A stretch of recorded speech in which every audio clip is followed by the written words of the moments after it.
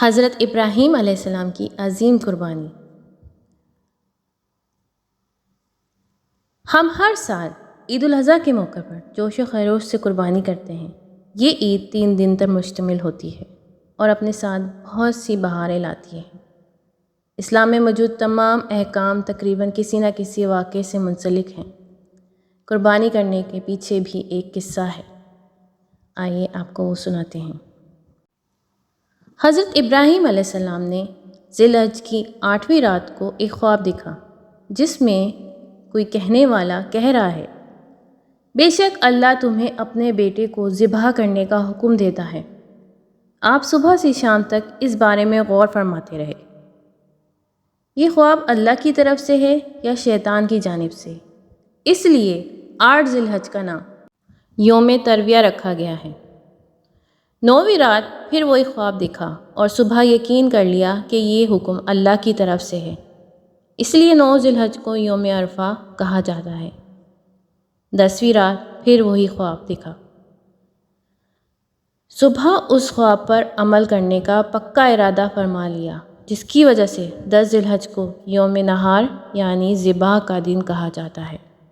اللہ کے حکم پر عمل کرتے ہوئے بیٹے کی قربانی کے لیے حضرت ابراہیم علیہ السلام جب اپنے پیارے بیٹے حضرت اسماعیل علیہ السلام کو، جن کی عمر اس وقت 7 سال تھی، دیکھ کر چلے گئے، شیطان ان کی جان پہچان والے ایک شخص کی صورت میں ظہور پذیر ہوا اور کہنے لگا، اے ابراہیم، کہاں کا ارادہ ہے؟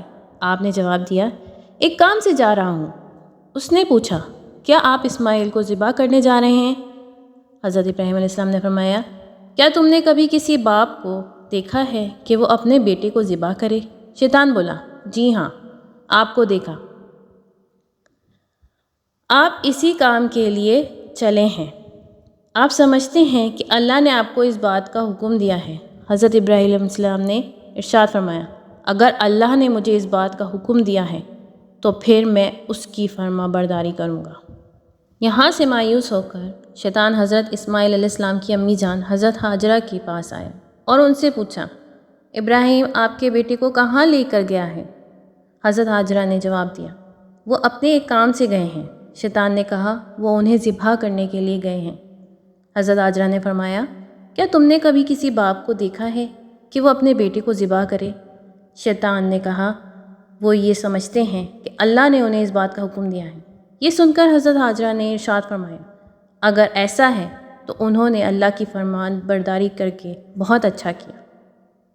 اس کے بعد شیطان حضرت اسماعیل علیہ السلام کے پاس آیا اور انہیں بھی اسی طرح سے بہکانے کی کوشش کی، لیکن انہوں نے بھی یہی جواب دیا کہ اگر میرے ابو جان اللہ کے حکم پر مجھے ذبح کرنے جا رہے ہیں تو بہت اچھا کر رہے ہیں۔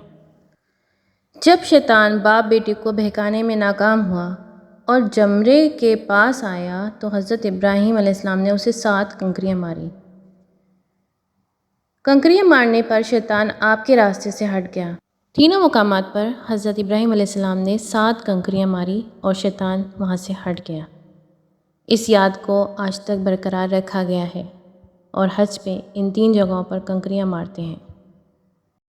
حضرت ابراہیم علیہ السلام جب حضرت اسماعیل علیہ السلام کو لے کر کوہ صبیر پر پہنچے تو انہیں اللہ تعالیٰ کے حکم کی خبر دی، جس کا ذکر قرآن کریم میں ان الفاظ میں موجود ہے۔ ترجمہ، اے میرے بیٹے، میں نے خواب دیکھا ہے، میں تجھے ذبح کرتا ہوں، اب تو دیکھ تیری کیا رائے ہے؟ فرما بردار بیٹے نے یہ سن کر جواب دیا۔ ترجمہ، اے میرے باپ، کیجیے جس بات کا آپ کو حکم ہوتا ہے، خدا نے چاہا تو قریب ہے کہ آپ مجھے صابر پائیں گے۔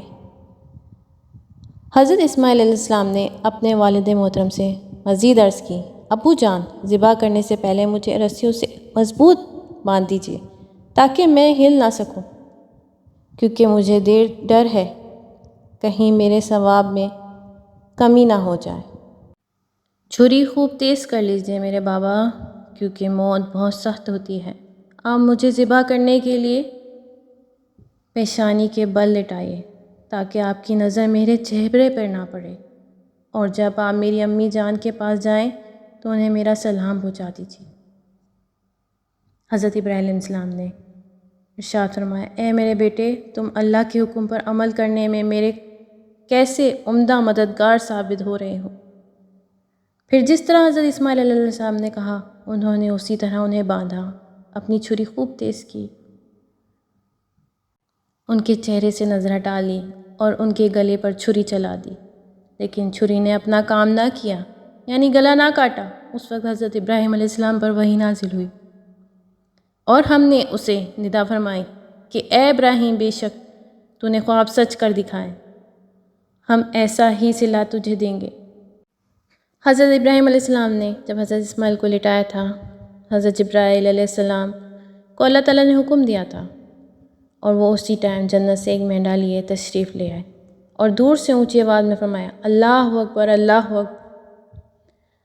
حضرت ابراہیم علیہ السلام نے آواز سنی تو اپنا سر آسمان کی طرف اٹھایا اور جان گئے کہ اللہ کی طرف سے آنے والی آزمائش کا وقت گزر چکا ہے۔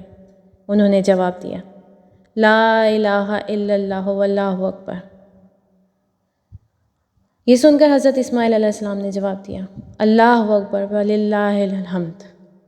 اس کے بعد سے ان دینوں پاک حضرات کے ان مبارک الفاظ کی ادائیگی کے لیے سنت قیامت تک کے لیے جاری و ساری رہے گی۔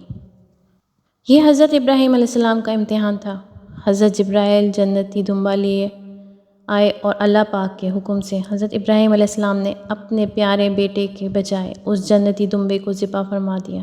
حضرت ابراہیم علیہ السلام اور حضرت اسماعیل علیہ السلام کی اس انوکھی قربانی کی یاد تا قیامت قائم رہے گی اور مسلمان ہر سال بقرعید میں مخصوص جانوروں کی قربانیاں پیش کرتے رہیں گے، اور اللہ تعالی ہم سب کی قربانیاں قبول فرمائے، آمین ثم آمین۔